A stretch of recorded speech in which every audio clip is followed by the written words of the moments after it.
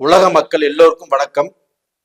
வரம் டிவி வாயிலாக நான் உங்கள் ஜி கோபால் பேசுகிறேன். இன்றைக்கு மாத பலன்கள் வரிசையில் டிசம்பர் மாத பலன், அதாவது இந்த வருடத்தின் கடைசி மாதத்துடைய பலன். நம்ம விருச்சக ராசிக்காரங்களுக்கு இந்த பலனை நம்ம பேச போறோம். இப்போ இந்த விருச்சக ராசிக்கு இந்த மாதத்தில் கிரக அடைவுகள் எப்படி இருக்குன்னு பார்க்கலாம்.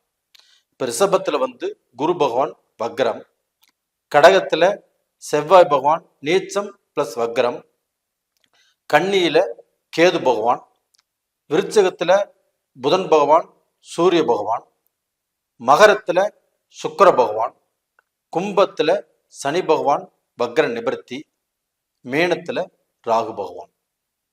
இந்த மாத கிரக அடைவுகள். விருச்சக ராசி, விருச்சக ராசிக்கு அதிபதி செவ்வாய். இந்த ராசியில பிறந்தவங்களாப்பட்டது லட்சங்களை விட லட்சியமே பெருசு அப்படின்னு வாழ்றவங்க தான் சாதனையாளர்கள். எந்த காரியத்தையும் தன் விடாமுயற்சியை கொண்டு சக்சஸ் பண்ணக்கூடிய திறமையுடையவர்கள் சாதனையாளர்கள் சொல்லலாம். அப்போ சாதுரியமாக இவங்க பார்க்க போன தன்னுடைய வேலைகளை செஞ்சு சக்சஸ் பண்ணக்கூடியவர்கள். சந்திரன் பகவான் இவங்க ராசியில நீச்சம் அடைகிறாங்க.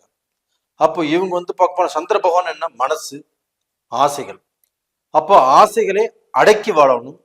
இல்லை தனக்கு எந்த விதமான ஆசைகள் இருக்குதோ அந்த ஆசைகளை, அந்த லட்சியத்தை நாம செய்தே தீருவேன் அப்படின்னு போராடுவாங்க. அப்படிப்பட்டவர்கள் தான் இந்த விருச்சிக ராசிக்காரங்க. இப்ப அவர்களுக்கு இந்த மாதத்துடைய பலன் எடுத்தோம்னா, புதன் பகவான், அதாவது இவங்களுடைய ராசிக்கு 8ஆம் இடத்து அதிபதியும் 11ஆம் இடத்து அதிபதியுமான புதன் பகவான் ராசியிலேயே இருக்கிறாங்க. அப்ப அந்த புதன் பகவான் ராசியிலே இருக்கும்போது 8ஆம் இடத்து அதிபதி 11ஆம் இடத்து அதிபதி இவங்க ராசிக்கு வந்திருக்கிறாங்க. இவங்க ராசிக்கு இவங்களுடைய ராசியை குரு பகவான் 7ஆம் பார்வையாக பார்க்கறாங்க. அப்ப அந்த குரு பகவானுடைய பார்வையில இந்த புதன் பகவான். இப்ப விருச்சிக ராசிக்காரங்க எப்படி இருப்பாங்கன்னா, ஆழ்ந்த சிந்தனை, இதை செய்யலாம், அதை செய்யலாம், அங்கே போலாம், இங்க போலாம், இந்த விஷயத்தை யார் செஞ்சிருப்பாங்க, ஆண் செஞ்சிருப்பாங்களா, பெண் செஞ்சிருப்பாங்களா, அவங்களா இவங்களா, ரொம்ப டீப் திங்கிங் இந்த சமயத்துல அவங்களுக்கு வரும். அது மட்டும் இல்லாமல் அந்த குரு பகவான் பார்த்ததுனால அந்த டீப்பா திங்க் பண்ணி எது செய்தாலும் அதை திறம்பட அடுத்தவர்கள் இவர்களை பார்த்து பாராட்டக்கூடிய அளவுக்கு, இல்லைன்னா இவர்கள் செயலை பார்த்து பெருமைப்படக்கூடிய அளவுக்கு அந்த சிந்தனைகள் இவங்களுக்கு வெளிச்சத்தை காட்டும். ரெண்டாவது பாத்தீங்கன்னா, சூரிய பகவான் இவங்களுடைய ராசிக்கு 10ஆம் இடத்து அதிபதி.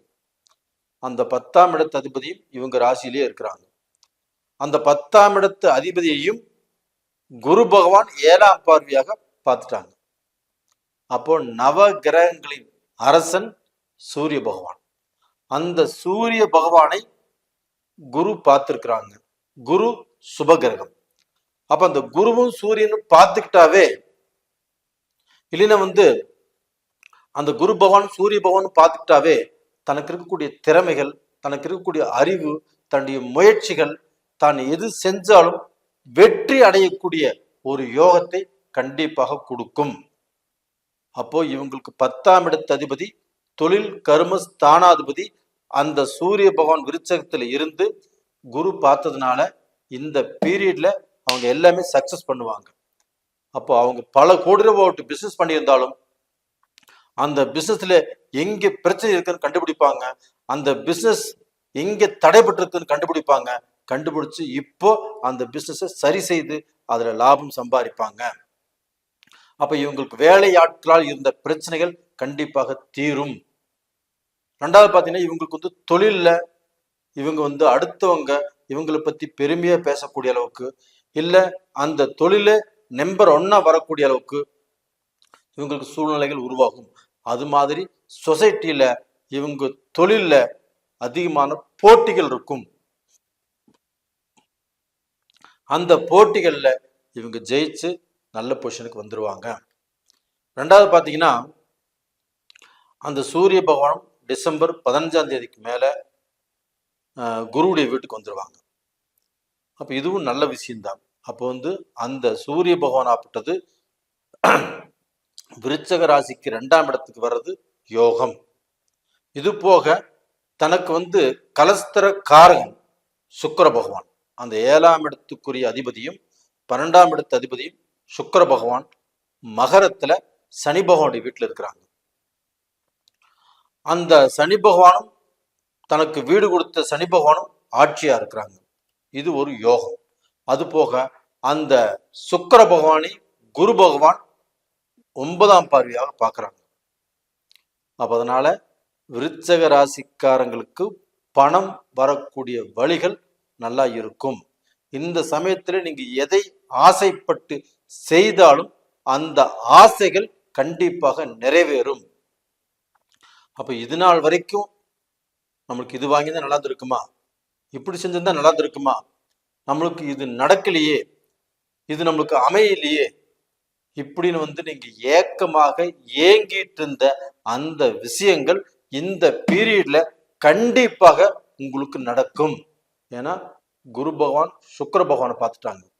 அந்த சுக்கிர பகவான் ஆப்பட்டது உங்களுடைய ராசிக்கு 3ஆம் இடத்துல இருக்கிறாங்க. அதனால உங்களுடைய அந்த ஏக்கங்கள் ஆகப்பட்டது இந்த பீரியட்ல நிறைவேறும். உங்களுடைய ஆசைகள் நிறைவேறும். அது போக விருச்சக ராசியில பிறந்தவங்களுக்கு, அது ஆண்களாக இருந்தாலும் சரி பெண்களாக இருந்தாலும் சரி, அவர்களுக்கு ஆகப்பட்டது திருமணம் வயசு இருக்குதுன்னா கண்டிப்பாக இந்த பீரியட்ல திருமணம் நடக்கும். அதுபோக திருமணமே நடக்காமல் தடைபட்டு 2 வருஷமா கல்யாணம் ஆகல, இல்ல 3 வருஷமா கல்யாணம் ஆகல, எனக்கு 33 வருஷமாவது கல்யாணம் ஆகல, எப்ப எனக்கு கல்யாணம் ஆகும் அப்படின்னு ஏக்கத்துல இருக்கிறவங்களுக்கு இந்த பீரியட்ல கண்டிப்பாக திருமணம் நடக்கும். அது போக மறு கல்யாணம் பண்றவங்க, ஒரு கல்யாணம் பண்ணி ஏமாந்து போயிட்டாங்க, அவங்க சூழ்நிலை பிரிஞ்சு வாழ வேண்டிய சூழ்நிலை, டைவர்ஸ் ஆகி போச்சு, இல்ல அவங்க மனைவிக்கு ஏதோ ஒரு கண்டம் வந்துருச்சு, இல்ல அவங்க கணவருக்கு ஏதோ ஒரு கண்டம் வந்துருச்சு, இப்படி வாழ்க்கையில் இருக்கிறவங்களுக்கு இப்ப மறு திருமணம் செய்யலாமா அப்படின்னா தாராளமாக மறு திருமணம் செய்வதற்குண்டான வாய்ப்புகள் விருச்சக ராசிக்கு இருக்குது. இதனால எந்த பிரச்சனையும் வராது. தைரியமாக தாராளமாக நீங்க செய்யலாம். குழந்தை பேரு, விருச்சக ராசியில பிறந்தவங்களுக்கு குழந்தை பாக்கியம் இல்லை, எனக்கு பார்க்க போனா எத்தனையோ வருஷம் ட்ரை பண்றோம், மருத்துவ ரூபத்துல ட்ரை பண்றோம், எங்களுக்கு எதுவுமே கிடைக்கல அப்படின்னா இந்த பீரியட்ல கண்டிப்பாக உங்களுக்கு குழந்தை பாக்கியம் கிடைப்பதற்குண்டான வாய்ப்புகள் ரொம்ப திருப்தியா இருக்குது. அதனால நீங்க மருத்துவ ரீதியாகவோ இயற்கையாகவோ கண்டிப்பா ட்ரை பண்ணுங்க. கண்டிப்பா உங்களுக்கு இந்த பீரியட்ல சக்சஸ் ஆகும். இது போக பாத்தீங்கன்னா உங்களுக்கு ராகு பகவான் 5ஆம் இடத்துல இருக்கிறாங்க. அப்ப அந்த ராகு அப்படிங்கிற 5ஆம் இடத்துல இருக்கும்போது நமக்கு புத்திர பாக்கிய தடைகளை பண்ணுவாரு. இருந்தாலும் உங்களுடைய ராசி குரு பகவான் 7ஆம் பார்வையாக பார்த்ததுனால கண்டிப்பாக உங்களுக்கு புத்திர பாக்கிய தடைகள் நிவர்த்தி ஆகும். அப்ப இந்த 5ஆம் இடத்துல ராகு இருந்து நம்ம உயர் பதவிக்கோ உயர் அந்தஸ்துக்கோ நம்மளுக்கு ஒரு ப்ரமோஷன் கிடைக்கிறதோ இதெல்லாமே தடைபட்டிருந்தாலும் கண்டிப்பா அந்த குரு பகவானுக்கு ராசியை பார்த்ததுனால அந்த தடைகள் நிவர்த்தி ஆகும். அது போக சனி பகவான் ஆப்பட்டது 4ஆம் இடத்துல இருக்கிறதுனால கண்டிப்பாக அந்த சனி பகவானால் இருக்கக்கூடிய தொல்லைகள் மறையும். அந்த சனி பகவான் ஆப்பட்டது உங்களுக்கு தொழிலுக்கு எந்த ரூபத்திலையும் தடைகளை செய்ய மாட்டார். ஏன்னா அந்த சனி பகவான் ஆப்பட்டது சூரிய பகவானுடைய வீட்டு தான் பார்க்கிறாரு. அந்த சூரியனை விருச்சக ராசியிலேயே இருக்கும்போது குரு பகவான் பார்த்து உங்களுக்கு அந்த தடையும் நிவர்த்தி பண்ணி கொடுத்துட்டாரு. ஆனா அதே சமயத்துல இப்போ உங்களுக்கு உங்களுடைய ராசி அதிபதி ஆகப்பட்டது செவ்வாய் பகவான் தான். அந்த செவ்வாய் பகவான் ஆகப்பட்டது உங்களுக்கு 9ஆம் இடத்துல போய் நீச்சமாயிட்டாரு. அப்படி நீச்சம் ஆனதுனால நீங்க செய்யக்கூடிய செயல்கள்ல, நீங்க எடுக்கக்கூடிய முடிவுகள்ல சில தாமதம் வரும், சில தடைகள் வரும், சில பிரச்சனைகள் வரும். அதே சமயத்துல சகோதரன் சகோதரிகளால பிரச்சனைகள் வரலாம். அப்ப இந்த மாதிரி சமயத்துல நம்ம கொஞ்சம் நிதானமாக இருந்து அவசரப்படாமல் ஆத்திரப்படாமல் நாம் எடுக்கக்கூடிய முடிவுகளை ஒரு முறைக்கு 4 முறை நல்லா செக் பண்ணி எடுக்கிறத நல்ல விஷயம். இந்த மாதிரி சமயத்துல நம்மளுக்கு யாராவது குருமார்களை வைத்துக் கொள்வது நல்ல விஷயம். இல்லைன்னா நம்ம மனைவி கிட்ட நாம வந்து எதை செய்யலாம் எதை செய்யக்கூடாது அப்படின்னு கேட்டுக்கலாம். இப்படி கேட்டு நீங்க தெளிவான முடிவு எடுத்து செஞ்சால் கண்டிப்பாக நல்ல நிலைமைக்கு வந்துடுவீங்க. எதுலேயுமே உங்களுக்கு ஃபெயிலியர் ஆகாது, எல்லாமே சக்ஸஸ் தான் பண்ணுவீங்க.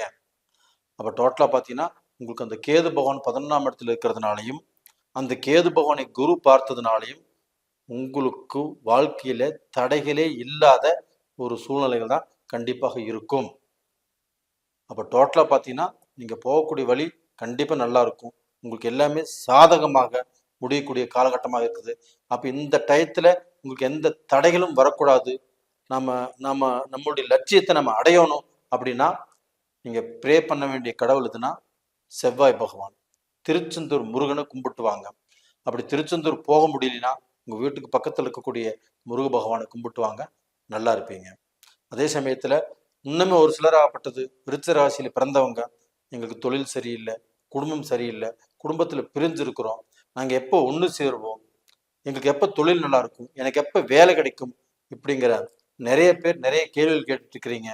அதுக்கு நான் சொல்லக்கூடிய காரணம் என்ன அப்படின்னா, உங்களுடைய ராசிக்கு நல்லா இருக்குது. இது போக உங்களுடைய ஜென்ம ஜாதகத்தில் நடக்கக்கூடிய தசா புத்திகள், தசைநாதன் எப்படி இருக்கிறாங்க, புத்திநாதன் எப்படி இருக்கிறாங்க, இவங்க சாதகமான பலனை கொடுக்குறாங்களா இல்லை பாதகமான பலனை கொடுக்குறாங்களா அப்படின்னு நீங்கள் ஃபர்ஸ்ட் ரீட் பண்ணுங்க. அதை தெரிஞ்சுக்கணும்னு விருப்பப்பட்டீங்கன்னா உங்களுக்கு தெரிஞ்ச ஜோசியர்கிட்ட பாருங்க. அப்படி இல்லைன்னா எங்கிட்ட பார்க்கணும்னு நினச்சிங்கன்னா கீழே 2 நம்பர் கொடுத்துருக்குறோம், கான்டாக்ட் பண்ணுங்க. நேயர்களே, இந்த பதிவு பிடிச்சிருக்குன்னு நினைக்கிறேன். பிடிச்சிருந்தா லைக் பண்ணுங்க, சப்ஸ்கிரைப் பண்ணுங்க. உங்களிடமிருந்து விடைபெறுவது உங்களின் ஜி கோபால். நன்றி, வணக்கம்.